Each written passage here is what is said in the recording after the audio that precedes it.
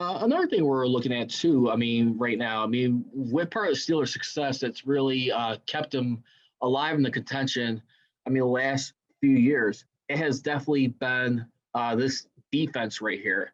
The defense, I mean, for the last two seasons in particular, after having a horrific, uh, I mean, when you looked at it back in 2018, they only had 15 takeaways, which was seven, let's see, eight interceptions, seven fumble recoveries.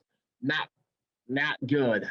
But in 2019, you saw what the difference, I mean, with guys like starting number one with Steven Nelson, a guy who is still looking for a job right now. One team that was apparently interested that really could use the secondary help, but it's not for sure just yet, is Philadelphia Eagles. I mentioned the NFC East team.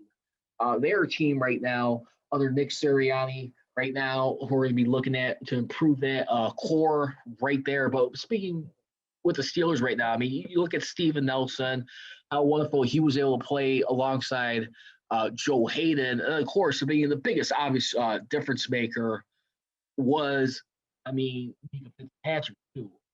I mean, getting this guy a year later. I mean, it did the day after they had, I mean, the day they announced that Ben Roethlisberger was be having season-ending surgery on his throwing elbow. But when you look at like what him and Hayden have been able to do, I mean, collectively and playing together, I mean, back in 2019, I mean, Steven Nelson and Hayden combined for six interceptions as far as like the cornerback unit. And then in 2020, a year later, when we took a look at it, I mean, they had four interceptions together. So takeaways, picks, the last two seasons. I mean, which was pretty darn special right there. I mean, if anything, when you look at, I mean, where this translated into the team right now, I mean, right now you're going to be going with Cam Sutton right now. Cam Sutton, which, by the way, who was taken, let's see here,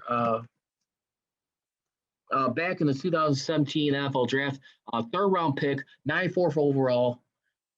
I mean, when you look at him, I mean, what he's been able to do, I mean, he's had an interception each of his years coming off, but I mean, this is one guy. I mean, I think the Steelers, affordable they could do with. I mean, they had to do guys with Steven Nelson, of course, with the COVID-19 cap affecting everybody, especially the Steelers' pocketbook, as far as trying to free up space here and what they could do. I mean, remember, let's not forget. I mean, largely due to the pandemic, we already knew the Steelers and a lot of teams were going to be in a hole for teams that are pressing against the cap. I mean, did an amazing job. I mean, fixing this, getting this corrected, if you ask me.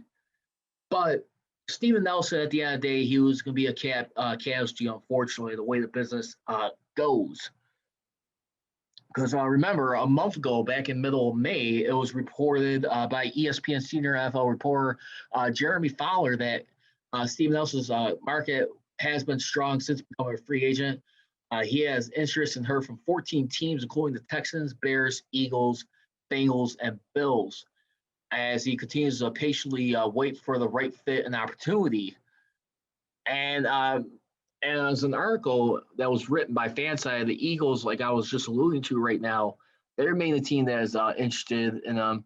I mean, when you look at their situation right now, I mean, the Eagles who finished 4-11-1, having that tie against the Bengals last year.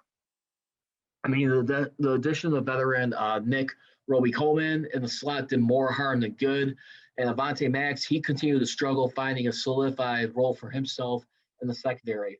You also had undrafted free agent Michael Jacket,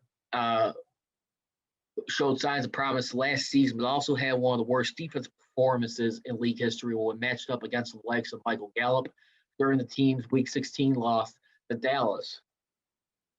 And one of the things that's the holdback that has been the big trigger in the clause why the Eagles haven't signed him right now. Steve Nelson and his agent and his team of people, they want to at least be compensated somewhere between the neighborhood $4 or $5 million. And whereas you got like Howie Roseman right now, he wants to pay at least half of that, which could probably be a little bit of an issue right there. Listen, I forgot like Steven Nelson, and you look at like the Eagles cap situation. By the way, let's go over to cap.com. I mean, take a look their cap space right now. For the time being, the Eagles right now at this point. Let's see what they got. They are right now about almost $2.8 million in cap space. That's the problem right there. So you're gonna have to like find a way to make some moves on the roster. Probably ask a few people to take a pay cut or release a person or two on there. As you look at it right there for that team, I mean, for the time being, right now, I mean, he is a executive vice president of football operations, but still, listen, a guy like Steven Nelson will be worth it, in my opinion. I think if anything for the Eagles right now, it's going to be having to figure out their offense. I think more than anything right now. I mean, their offense right now, which has been kind of like a little bit suspect as well. We saw brutally last year. I mean, they were 14th. I mean, the last. I mean, they were 14th when they had Carson Wentz until he got injured in the playoffs. And then 14th of the year, they're fighting the Super Bowl. And 2017, when they had that dream season right there, up until Carson Wentz got hurt, yet and Nick Foles still managed a respectable 7 total yards, but still was able to hold on the fort, win the Super Bowl for that team.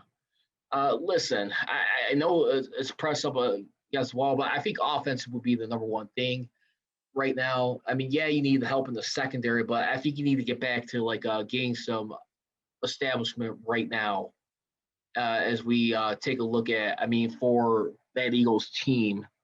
Because right now, I mean, when we take a look at their starters and their roster, basically, I mean, for the time being, I mean, who else you got on here aside from that?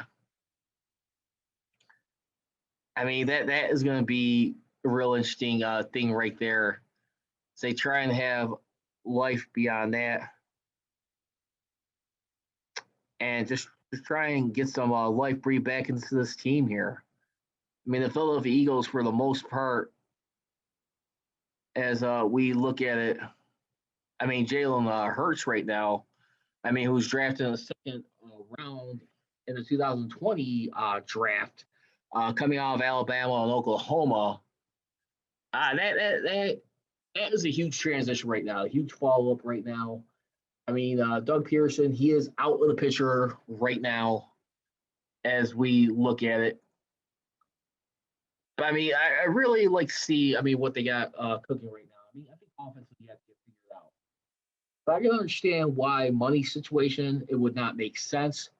But as far as the other teams that were mentioned in here, when we look at teams that were still looking at a guy like Steven Nelson, I mean, you look at, I could see one that could fit right now, probably be the Chicago Bears.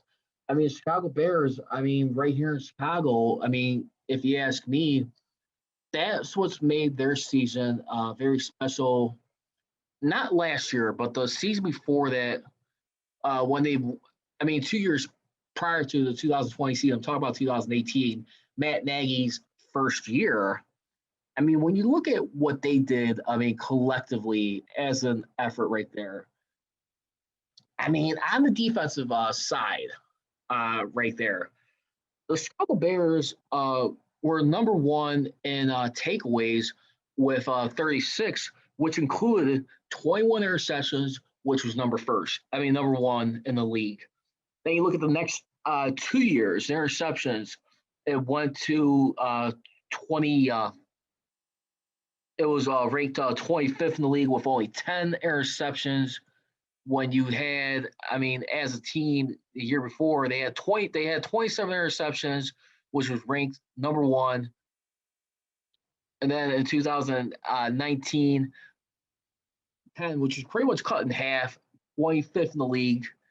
And then last year, too, with the picks, they only had 10 interceptions, which was ranked 23rd, same number.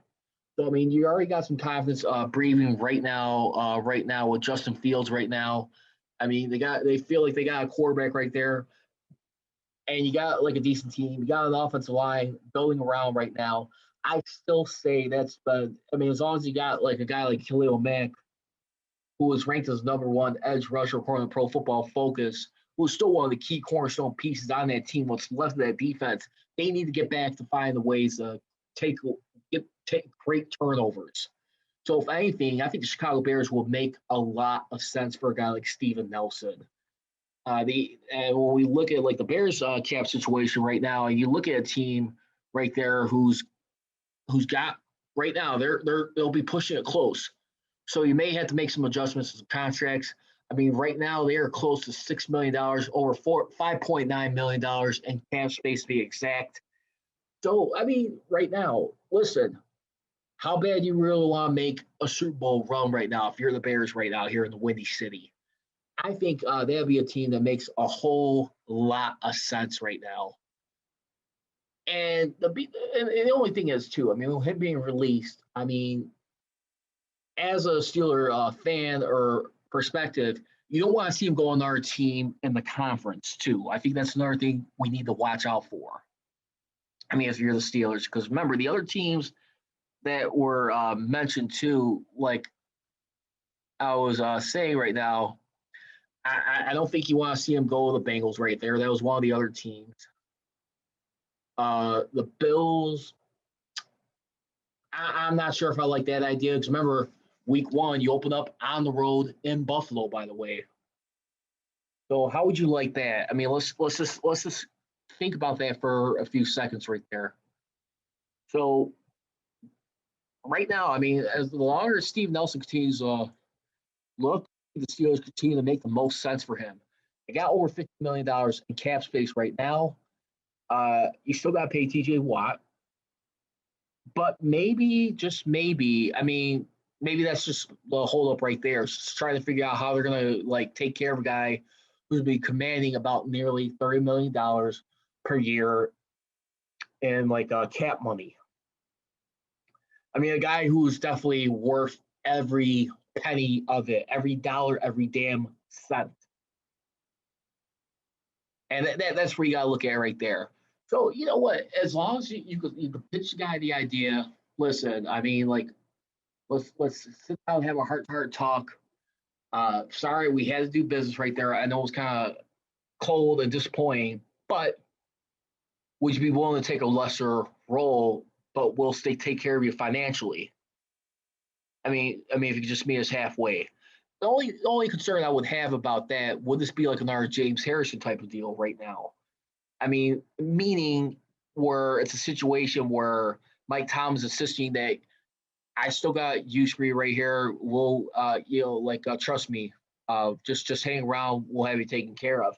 A guy like James Harrison, let's not forget, before he did demand and got his release and was able to go over to the New England Patriots, go to the Super Bowl despite losing in it. Remember, he did not like the fact that he was being on the bench a lot of times. He wanted to be able to have his services utilized, get out there on the field if he's not starting, at least just put him to use. Because James Harrison, I mean, with his work ethic and all the dedication he's done, his heart, sweat, and soul to that team, he's always wanted to make an impact on that defense, which he's continued to do. And for the most part, that's why with Steven Nelson, how do you slot this guy in here right now? You bring him off the bench. You bring him on sub packages here. That's what I would be thinking right now. If I'm Keith Butler and the Steelers right now, checking with Mike Tomlin right now. I mean, that's got to be the biggest question. How do you put him in there? How do you maximize his time when you're going with a guy in Cam Sutton right now, the young buck. I mean, of the way. So for the Steelers in that regard, right now, if you were to ask me, I see him returning back to the team. But that's only once they get things figured out with DJ Watt. And for the Steelers too, let's take a further look with everything right now. I think their cap has already been adjusted since they signed Trey Turner. Let's see. For the most part.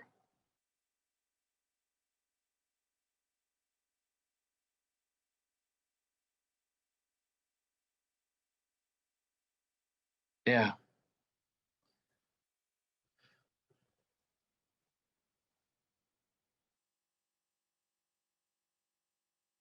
Signed a 1 year, $3 million deal. That was according to Spoke Track. Double check on there. But let me know what you guys think. What do you guys feel? Do you think do you guys see Steven Nelson returning back to the Steelers? Do you think he goes somewhere else? Do you guys, or even in the AFC North, does he go to the Bengals, join Mike Hilton? Obviously, I do not want to see that.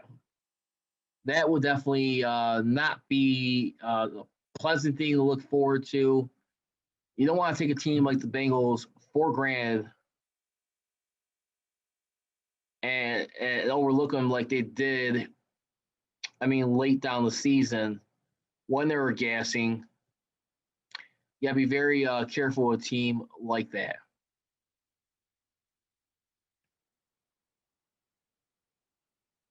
So I say he returns to the Steelers. Why not? I just don't see it making sense with the Bengals unless I mean him and Mike Hill are talking. You know, he's making a pitch right now. I mean, to the head coach Zach Taylor, and what better way to get even with your opponent and hurt your team is in the division. I don't know. I mean, that would just be my mindset from a rivalry standpoint.